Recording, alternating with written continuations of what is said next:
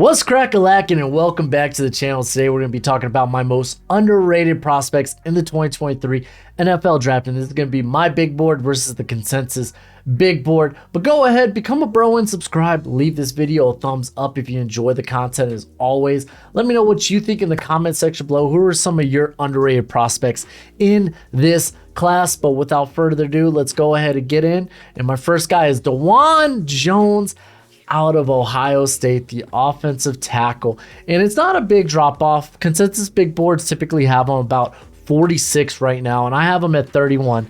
And I simply think he gets a bit underrated here because for me, the tackle class drop off is so significant after DeJuan Jones. Because you have Paris Johnson, you got Peter Skoronski. Is he a guard? Is he a tackle? I don't know. You pick.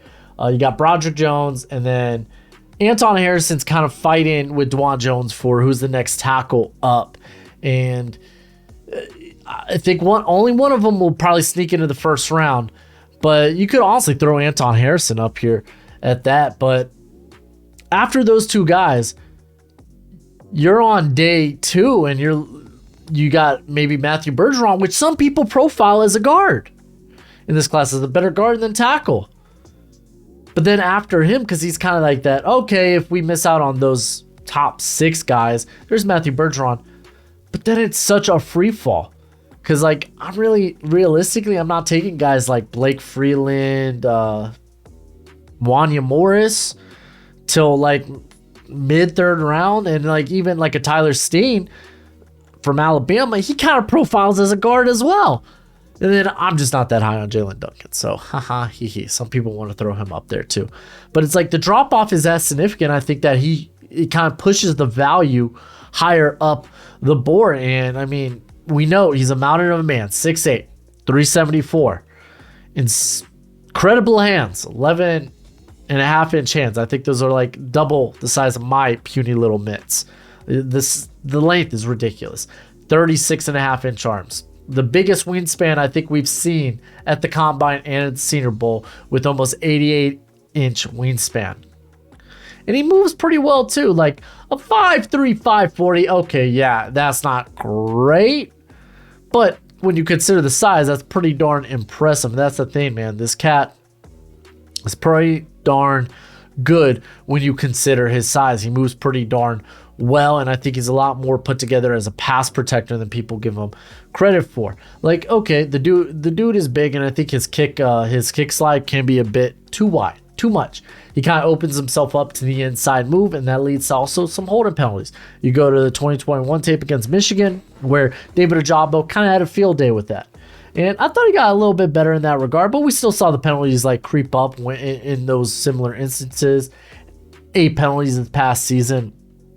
But, I mean, he's such a mountain of a man to have to get around. He's always going to be a consistent problem. Like, he's got that trump card. He is the mountain. And then as a run blocker, I think he's just phenomenal, man. Like, this cat wants to bury guys, knows that he can. I mean, look him squaring up with Karlaftis. Karlaftis is at full extent on his arms just to get his hands on him. While you're looking at stinking DeJuan Jones, he's just like, he's got like a 90-degree angle going with his arms there. He can immediately clear his strike zone. But in the run game, like, you see this guy bury one dude and then look for the next. He's thirsty. He's bloodthirsty. And I feel like that the NFL just loves that. They ooze over guys like that. So I think this guy's going to go a little bit higher than people may think, but I think largely a lot of people kind of consider him a back end of the first round guy. Next on the list is my guy, Adetomiwa Adebawore. I think I am admittedly the highest guy in this class on him. Yeah, I'm the highest guy on him. I know 420 a couple of days ago, but I am. I got him at 21 on my big board, and I'm willing to admit that I might be overtly high on him. Like, I'm probably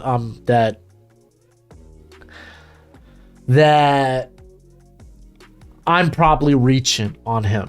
Like the consensus big board has him at 54. I think he's a top 40 prospect at the very least, just because he doesn't have a lot of the concerns of like a Kalijah Kancey, right? Like Kancey, you worry about the size, you worry about the length. And when you look at Adetomiwa, like he comes in literally about the same size, a little taller than Koontz, but the big difference is 34-inch arms to 30.5-inch arms. That's considerable. Like if you're undersized, you got to be able to keep your chest, keep that strike zone clean. And with that length, that kind of enables you to. And even more, like being able to get and maintain leverage on the interior, like interior offensive linemen, they struggle with these guys that are a bit more stout that have that length. Like this ain't a comp, but big reason Aaron Donald's a problem is how like his naturally low leverage, naturally low center of gravity, and then 33-inch arms. A lot of people want to make the comp for Koontz being Aaron Donald. It's like he's not working with the same tools, guys. He's just not. And when we're talking about in terms of an athlete, let's compare the numbers between Koontz and Adebawore. As we got Adebawore, he ran a faster 40 at 4.49, where Koontz was still pretty darn good, 4.67. We look at the vert, 37.5 inches to 33. We look at the broad, which was a huge 125 inches to 112. 3-cone, Adebawore is just 0.37 behind, or 0.13 behind him. And then you look at the short shuttle, which Adebawore beat him by a fraction of a second. So it's like we're looking at guys that, okay, in terms of athletically, they're very similar. They really, really are. And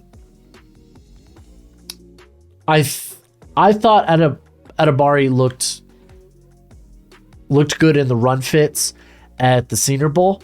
He showed speed to power. He showed a powerful lower body, or at least the ability to get power quickly, power instantly, explosiveness. Probably a better term for that. Where people are going to worry about him is how is he going to take on double teams? Is he going to be able to, like, if he gets engaged, is he going to be able to maintain the point of attack? And maybe he's a guy you don't want to put inside on early downs, or downs where you think the team's going to be running the football and you kick him outside. Because this dude he did play about 5 tech or wider a majority of the time. Over half of his snaps were that. And then 250 were B gap or A gap assignments. So, yeah. You gotta, like, this guy is definitely, he's not like an all-around. You gotta have a role in mind for him and whatnot. But man, I'd rather bet on him than a guy like Calijah Koontz, which, like, yes, I get it. Calijah Koontz, in terms of polish as a pass rusher, much better.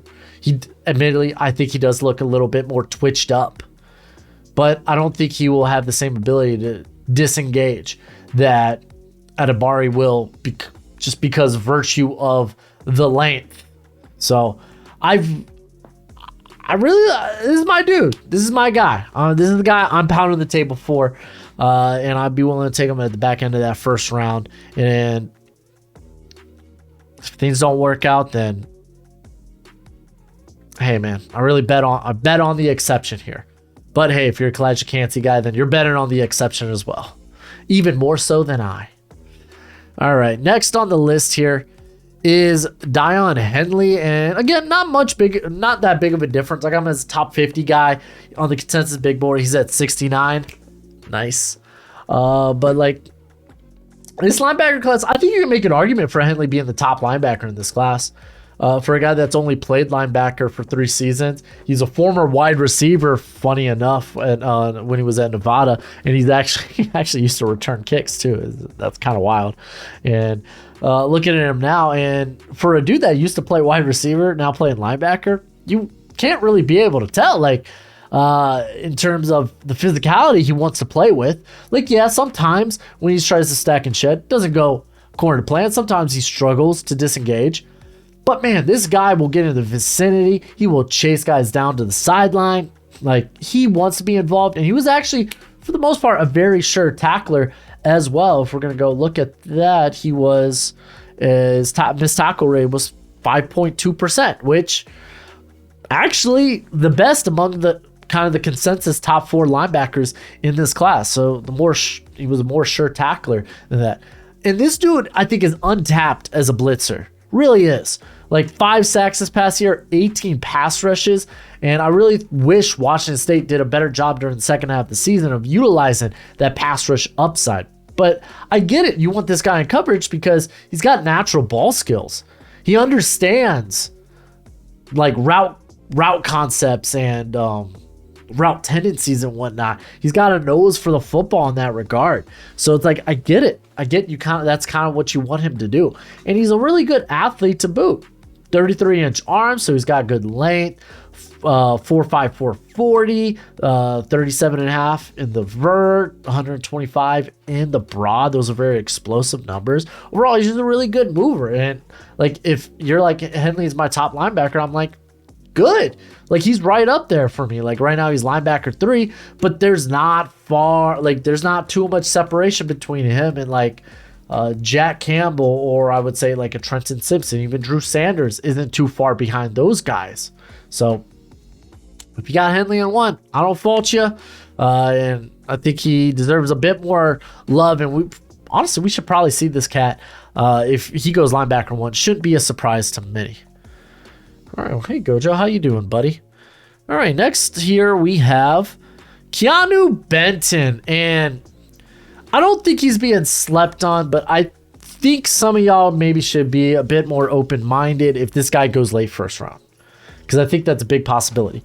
Keanu Benton, 6'4", 309, plays on the defensive interior. On the consensus big board, he's 71. I have him at 38, and I think just by virtue of how small, like after Jalen Carter, you're looking at guys like Kalijah Kancey, even Brian Brazee plays a bit smaller sometimes, a guy that doesn't have overwhelming power, or Eddie Tamiwa. Like, these are guys smaller that may not be able to play multiple roles or stick inside on early downs.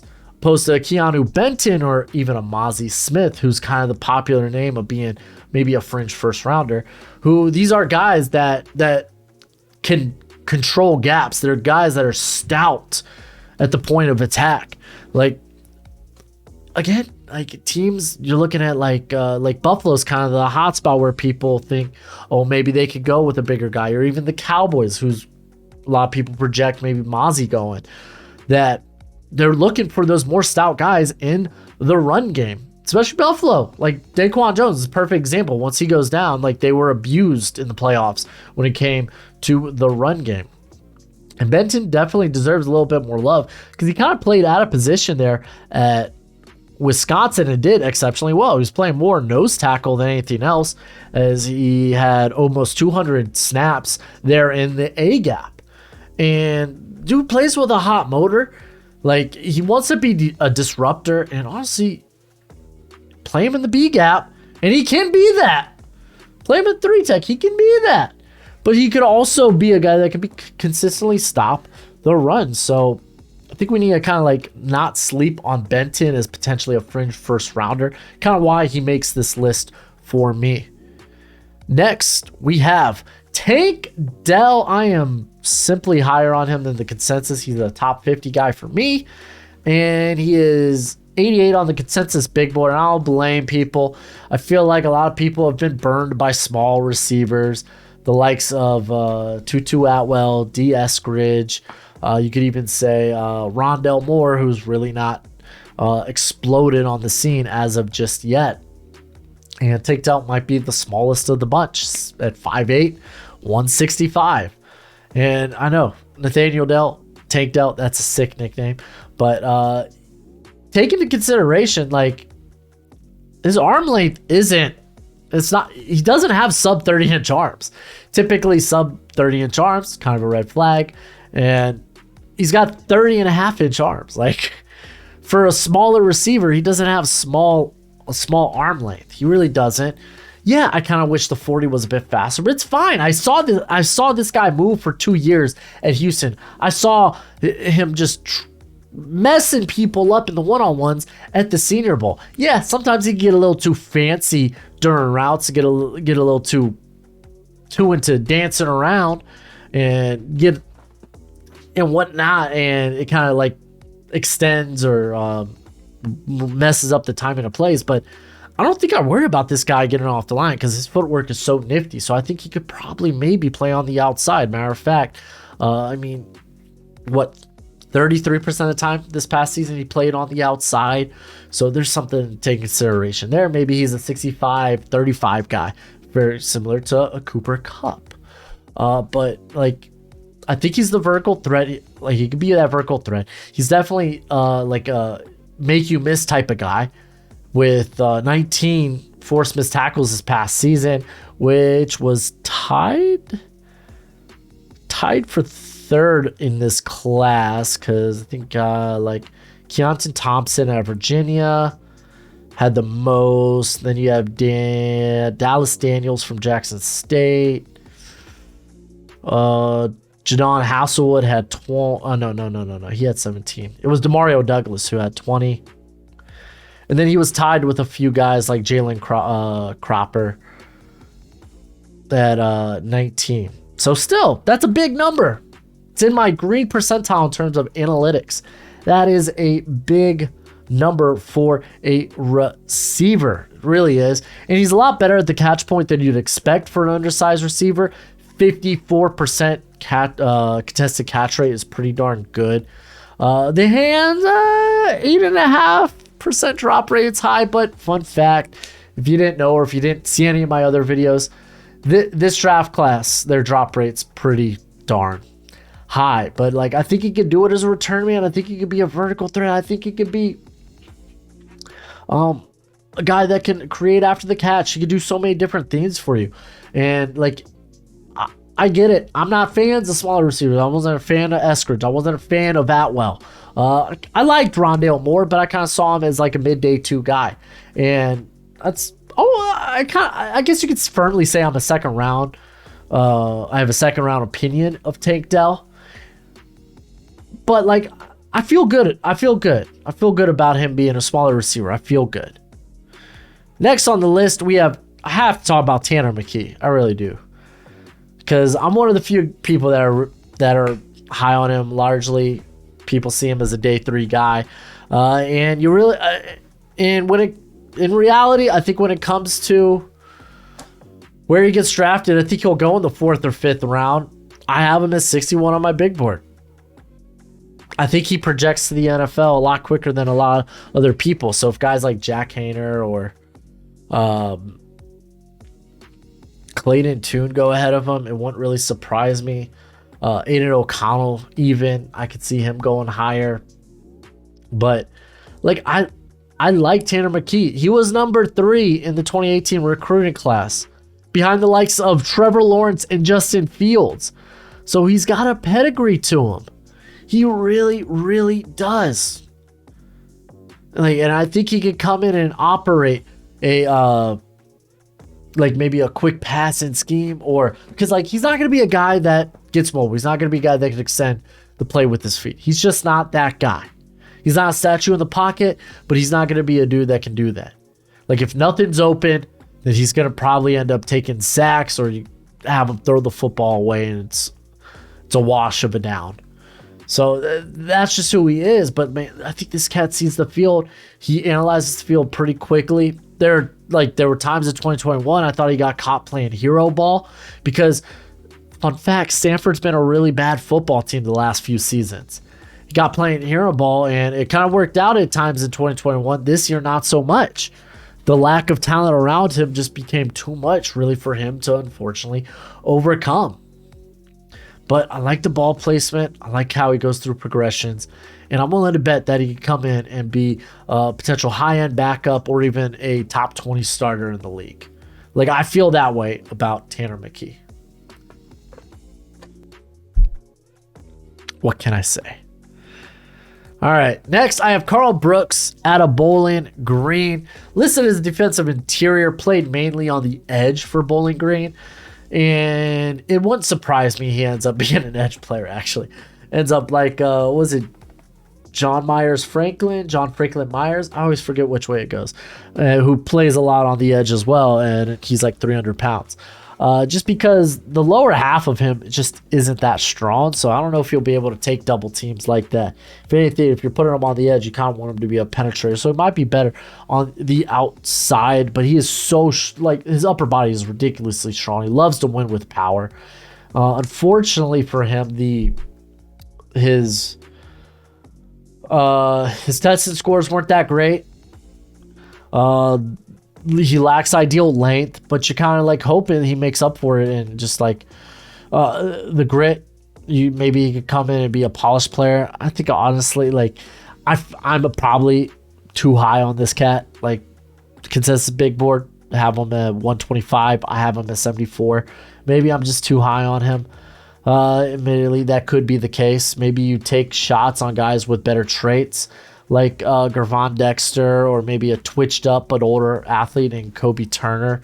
Maybe you rather take shots on those guys. Even Zach Pickens, I think he deserves to be talked about there, who tested exceptionally really well, who's high-end reps. They may be few and far between, but they're among the best of this class. Maybe you rather take shots on those guys than a Carl Brooks, because he's got a lot maybe going against him. With 31.5-inch arms, it's stupid small, but he dominated lower competition. He really did. A 24% pass rush win rate, 69 pressures, nice, and 12 sacks this past season. Just really good. He was very active against the run, so he might be a scheme dependent guy depending on how you view him, but I guess he is my guy for me. Then I have Wanya Morris, man. Y'all know I love me Wanya Morris. I actually brought his name up at the beginning of this list when talking about DeJuan Jones. And Wanya Morris, for me, a guy, former 5-star, big pedigree, showed some flashes his freshman year at Tennessee. Then he was kind of so-so, no real step forward. Decided to transfer to Oklahoma. Didn't play his first season. Was mainly a reserve. And then when he finally got to start this season, because I think he was suspended for the first couple of games because he wasn't academically eligible or something. I can't recall. But when he did start playing, like it was like, oh, okay, there we go. That's the guy we thought we were gonna see. And you know what? He's got a prototypical. You love the build. You love the size. You love the length. You love the athleticism. You love the physicality. He is just super unpolished. He doesn't know where to put his hands. He is one of those inflatable waving tube men that you'll see in front of stinking car dealerships. And that was apparent. Like a couple of the one-on-ones, actually, again, it was against Dylan Horton. You know, he tried to win that just strictly on, hey, I'm quicker and more powerful. But like hand placement all over the place. Horton goes for a dip move and it results in what would have been a holding penalty because Morrison his hands weren't there properly. The footwork was a little messy. It's not terrible though. But I think with his versatile build, I think he could play guard. I think he could play tackle, and I think he could play on either side. And that's a lot of pluses in a tackle group that's not all that great. It's one of the thinner groups of the draft. And there's a lot to like about him, man. There really is. The 35-inch arms, kind of ridiculous. 85-inch wingspan, kind of ridiculous. Good explosive scores. Like, I'm a fan. I got him in my top 100. He's not too far out. Consensus kind of views him, I would say, as a 4th rounder, but I'd be willing to take him earlier. And maybe part of that is because this tackle class is just a bit underwhelming. And then we got Yaya Diaby, baby. I didn't realize I was higher than the consensus. I thought, honestly, the consensus would be higher on him, but currently sits at 163 on the consensus big board. And I think he could be a late day 2 pick if this edge class wasn't so huge. But like, he is just such a great athlete. You're willing to bet on that. Like, this dude needs maybe a bit more polish to his game, But man, 6'3", 263. He's got 34-inch arms, ran a 4.51, 37 in the vert. Had 10 sacks this past year, 36 pressures, only a 16.1% pass rush win rate. But a lot of that is because of just a lack of actual pass rush tools. Not even tools, but pass rush moves, the toolbox, I should say. Because a lot of times, like, he's such a twitched up athlete. Legitimately, he was so twitched up. He had a lot of fun wins at the Senior Bowl. And it's just, man, if he could just hone in parts of his game. He just plays a bit out of control. He finds himself behind in the play or on the ground. And just, man, oh man. If you could polish this guy up a bit, I think he could be dangerous. I think he could be more than just a rotation player. And this is such a good edge class. He's sitting at edge 16 for me. So I got 16 edge players inside my top 100. That's how good the class is. But sitting at 98 on my big board. Consensus big board has him at 163. Don't know if that's entirely accurate, though. I feel like for the most part, I see a lot of people have him higher than this. And finally, I got to wrap this up with my love at tight end in Zach Koontz. I had to do it to him. This is the cat I'm in love with in the tight end class. It is. And you might be like, oh, it's just because of all the athletic traits. And you would be correct. This dude is a nutty freaking athlete. 6'7", 255, 34-inch arms. He ran a 4.55. He had a 40 in the vert, was highest among this class. 128 in the broad, which was highest among this class. 6.87 in the 3-cone, which was, I think, second in this class. Props to you, Luke Schoonmaker, for the highest. No. Excuse me. It's Schoonmaker had the second highest. Gotta show love to Blake Whiteheart out of Cincinnati. But even his short shuttle, all his numbers tested in the freaking 90th percentiles. And then you look at the bench. 23. He's like, oh, that's a terrible bench. It's kind of among the highest in this class. Like, that's tied with Tucker Kraft and Brenton Strange. And for context, that's more bench reps than Michael Mayer, Darnell Washington, Luke Musgrave, and Sam Laporta, no kidding. So, not half bad. So, if we're talking in terms of all, like, the package as an athlete, it's it.